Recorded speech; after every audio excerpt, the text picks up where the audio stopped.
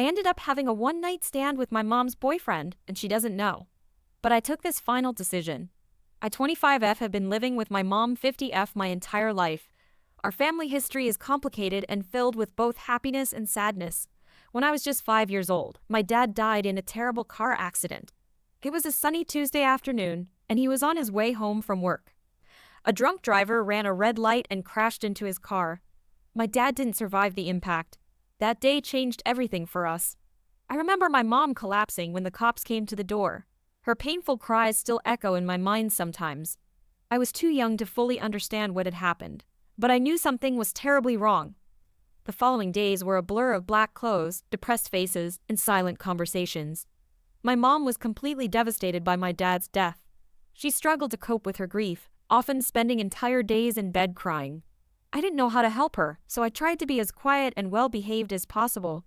I'd bring her glasses of water or make simple sandwiches when she forgot to eat. It was a heavy burden for a young child to bear. For the first few years after my dad's passing, my mom focused solely on taking care of me and keeping our little family afloat. She threw herself into her work and made sure I had everything I needed. But I could see the sadness in her eyes, even when she smiled. We leaned on each other for support during those difficult times, forming a bond that went beyond the typical mother-daughter relationship. When I was around 8, my mom started dating again. I think the loneliness had become too much for her to bear. She told me she wanted to find love again, to have a partner to share her life with. I was hesitant at first, scared that she might forget about Dad, or that these new men might try to replace him. But I wanted her to be happy, so I tried to be supportive. Unfortunately, my mom's dating experiences weren't positive. She seemed to attract men who took advantage of her kindness and weakness. There was Tom, who borrowed money and never paid it back. Then came Mark, who cheated on her with a coworker. Each failed relationship seemed to chip away at my mom's self-esteem and trust in others. These experiences changed my mom. She became more irritable and easily frustrated. The light that used to shine in her eyes dimmed. But the most concerning change was that she started drinking to cope with her emotions. At first, it was just a glass of wine with dinner. But soon, she was having several drinks a day. It was hard for me to watch her go downwards. I tried my best to be a good daughter and support her however I could. I'd clean the house, cook simple meals, and even help her to bed when she'd had too much to drink. I felt like I had to be the responsible one, even though I was just a kid. When I turned 16, I started working part-time jobs to help contribute financially. I wanted to ease some of the burden on my mom and hoped that if she had less to worry about, maybe she'd drink less. I worked at a local grocery store after school and on weekends, saving most of what I earned to help with bills. But instead of things getting better, my mom's drinking only got worse. I think she used my income as an excuse to buy more alcohol. She eventually lost her job due to repeatedly showing up late and hungover. After that, she spent most of her time at home drinking and watching TV. Things were pretty miserable for a while. I felt like I was drowning, trying to keep both of us afloat. I considered moving out several times, but I couldn't bear the thought of leaving my mom alone in her condition. I loved her despite everything, and I was afraid of what might happen to her without me there. But then, about a year ago, something unexpected happened. My mom met Derek 47M at an odd meeting she had reluctantly agreed to attend. Derek was different from her previous boyfriends, kinder, more stable, and genuinely interested in her well-being. He was a widower, having lost his wife to alcoholism a few years prior. I think that's part of why he connected with my mom and wanted to help her. From the start, Derek was patient and understanding with my mom. He encouraged her to attend more meetings and supported her efforts to cut back on drinking. He'd bring over healthy meals and suggest alcohol-free activities they could do together. For the first time in years, I saw my mom starting to smile more often. Derek and I got along well from the start. He would often talk to me about his past and his late wife. He told me about their struggles with her alcoholism and how helpless he felt watching her slowly kill herself with drink. I appreciated how open and honest he was. It was nice to finally have a positive male presence in our lives again. After dating for about 6 months, my mom asked Derek to move in with us.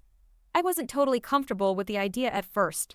Our home had always been just mom and me, and the thought of someone else joining our household made me uneasy. But when I expressed hesitation, my mom got really upset. She started crying about how unhappy she'd been and how she deserved some joy in her life. She accused me of not wanting her to be happy and said I was being selfish. I felt guilty and eventually agreed to let Derek move in, hoping it would help my mom's recovery. At first, things seemed okay with our new living arrangement. Derek was helpful around the house and continued to be a stabilizing influence on my mom. He encouraged her to cut back on drinking and even got her to start attending meetings regularly. He'd cook dinner most nights, and we'd all sit down to eat together like a real family. It was nice in a way I hadn't experienced since before my dad died. But as the weeks went by, I started noticing myself having confusing feelings towards Derek. I found myself looking forward to our conversations and enjoying his company more and more. I caught myself admiring his kindness, his sense of humor, even his physical appearance. Sometimes when he'd smile at me, I'd feel a flutter in my stomach. I tried to push these thoughts out of my mind. Derek is my mom's boyfriend, for crying out loud, and he's old enough to be my dad. It felt wrong on so many levels. But no matter how much I tried to ignore it, the attraction kept growing stronger. I started making excuses to spend more time around Derek. When my mom wasn't home, I'd ask him for help with random tasks or start conversations about topics I knew he was interested in. We'd talk about books we both loved or debate current events. He always listened to my opinions respectfully, even when we disagreed. Part of me felt guilty about seeking out these interactions, but another part felt excited by our growing connection. One day last week, things came to a head. My mom was out at an meeting, and Derek and I were home alone. We were chatting in the kitchen while he prepared dinner. He was telling a funny story about his college days, and I found myself captivated by the way his eyes wrinkled when he laughed. Without thinking, I playfully touched his arm when I laughed at the punchline. There was this moment of tension between us, and I thought he might kiss me. My heart was racing, but he quickly stepped back and made an excuse to check on something in the oven. The moment passed, but it left me feeling shaken. Ever since then, things have felt awkward between Derek and me. I can tell he's trying to keep his distance. He doesn't make eye contact with me as much and seems to avoid being alone with me. I feel horrible about the whole situation. I never meant to develop feelings for my mom's boyfriend. I don't want to hurt my mom or ruin the progress she's made in her recovery. But at the same time, I can't deny the connection I feel with Derek. Part of me wonders if we could actually have something real together. He understands me in a way no one else ever has. We have so much in common and always have great conversations. He's kind, intelligent, and supportive of everything I've ever wanted in a partner. I know pursuing anything with Derek would devastate my mom. She's finally in a good place after years of struggling. Her drinking has decreased significantly, and she's even talking about looking for a job again. I don't want to be the one to destroy her happiness and potentially send her spiraling back into alcoholism. The guilt of even considering it is eating me up inside. But I also can't stop thinking about what it would be like to be with Derek. Would he be as caring and supportive as a partner as he is as a friend? Could we build a life together? These thoughts keep me up at night, torn between my own desires and my loyalty to my mom. I've been keeping all of this bottled up inside, and it's driving me crazy. I don't know what to do. Should I try to ignore my feelings and hope they go away? Should I move out to create some distance? Should I be honest with my mom or Derek about how I'm feeling? The thought of any of these options fills me with anxiety. I never thought I'd be in a situation like this. I feel like a terrible daughter for even considering pursuing my mom's boyfriend, but my heart is pulling me in that direction. I'm so confused and conflicted. I've spent so much of my life taking care of my mom and putting her needs first. Part of me wonders if it's finally time to prioritize my own happiness, but another part is terrified of hurting her and ruining our relationship. Update. It's been 6 months since my last post, and I wanted to share what's happened since then. My feelings for Derek only grew stronger over time. I tried to ignore them, but it was impossible. Even Derek seemed to sense the tension between us. Our easy conversations became stiff and awkward.